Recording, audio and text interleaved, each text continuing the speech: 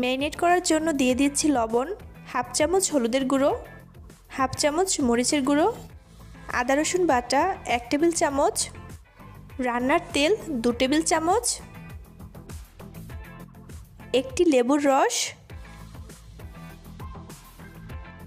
এখন সব কিছু ভালো করে মিশিয়ে দিচ্ছি। মাখা হলে ঢেকে একপাশে রেখে দেব 1 ঘন্টার জন্য।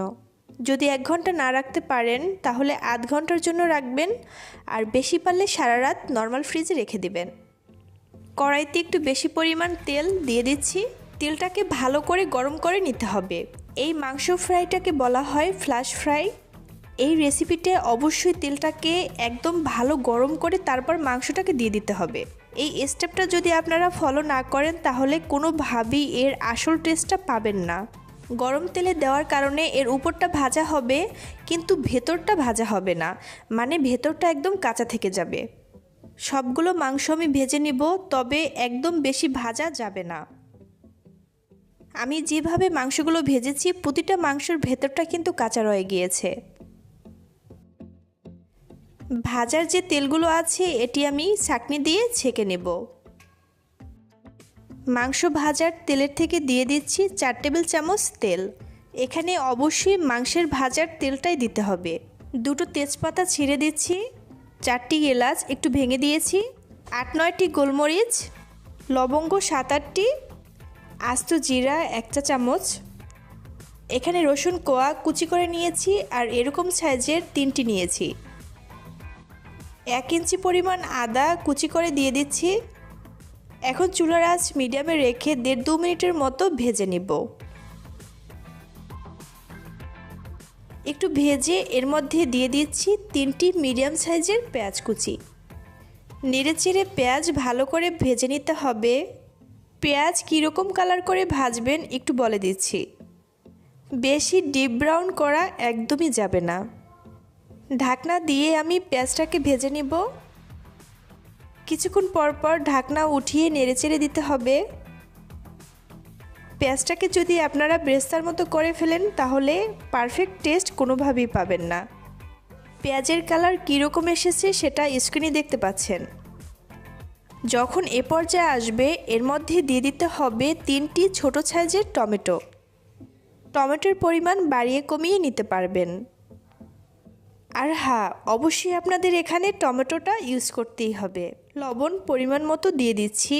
ম্যারিনেটের সময় যেহেতু লবণ দিয়েছিলাম তাই একটু বুঝে শুনে দিতে হবে। আর এখানে যদি টমেটোটা না দেওয়া হয় তাহলে মাংসের কালার সুন্দর হবে না। দিয়ে দিচ্ছি পছন্দ অনুযায়ী ধনিয়া পাতা কুচি। নেড়েচেড়ে ভালো করে রান্না করতে হবে যতক্ষণ না টমেটোটা গলে না যাচ্ছে। ঢাকনা দিয়ে টমেটো গলিয়ে নিচ্ছি। খেয়াল রাখবেন মশলা যেন কোনোভাবে পুড়ে না যায়। দেখতেই পাচ্ছেন টমেটো পুরোপুরি গলে গিয়েছে। যখন এ পর্যায়ে আসবে চুলা থেকে উঠিয়ে ঠান্ডা করে নিতে হবে। তারপর এটি ব্লেন্ডার বা পাটায় বেটে নিতে হবে। কড়াই পরিষ্কার করে এর মধ্যে দিয়ে দিচ্ছি 2 টেবিল চামচ ঘি। মশলার সাথে কিছুটা পরিমাণ পানি অ্যাড করে ব্লেন্ড করে নিয়েছি। এখন পুরো মশলাটা আমি ঘির মধ্যে দিয়ে দিচ্ছি। বাসায় ঘি না থাকলে তেল দিতে পারবেন, তবে পারফেক্ট টেস্ট যদি চান তাহলে ঘি অবশ্যই দিবেন। ধনিয়ার গুঁড়ো দিচ্ছি 1 চা চামচ, হলুদের গুঁড়ো হাফ চা চামচ, 1 চা চামচ জিরের গুঁড়ো, 1 চা চামচ গরম মশলার গুঁড়ো। মশলাগুলো ভালো করে মিশিয়ে দিচ্ছি। এ পর্যায়ে বেশিক্ষণ জাল করব না, 2 মিনিটের মতো জাল করলেই হবে। যখন তেল উপরে দেখা যাবে তখন মাংসগুলো দিয়ে দিতে হবে। এখন মাংসটাকে নেড়েচেড়ে রান্না করব 3-4 মিনিটের মতো। আর অবশ্যই চুলার আঁচ মিডিয়ামে রাখবেন। খেয়াল রাখবেন মশলাটা যেন কোনোভাবে পুড়ে না যায়, তাহলে কিন্তু রান্নার টেস্ট একদম অন্যরকম হয়ে যাবে। যখন মাংসের চারপাশে এরকম তেল দেখা যাবে তখন এর মধ্যে দিয়ে দিতে হবে 1.5 কাপ পানি। আপনাদের যদি মাংসের পরিমাণ বেশি থাকে তাহলে পানিটা বাড়িয়ে দিবেন। এখন চুলার আঁচ মিডিয়াম থেকে একটু লো করে ঢাকনা দিয়ে ঢেকে রান্না করব 10 থেকে 15 মিনিট। 15 মিনিট পর ঢাকনাটাকে উঠিয়ে নিচ্ছি। 15 মিনিট পরে যে যেরকম ঝোল পছন্দ করেন সেরকম রাখবেন। এখানে মাংসের ঝোলটা একটু বেশি দেখাচ্ছে, তাই 2 মিনিটের মতো জাল করে একটু কমিয়ে নিচ্ছি।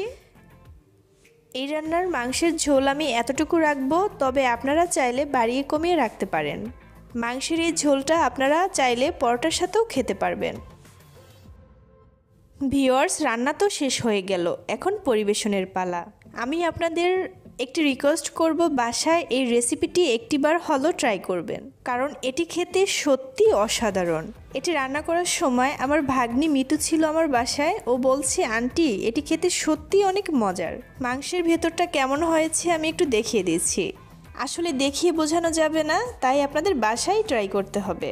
ভালো লাগলে প্লিজ ভিডিওটি শেয়ার করে দিবেন। আজকে এই পর্যন্তই, আল্লাহ হাফেজ।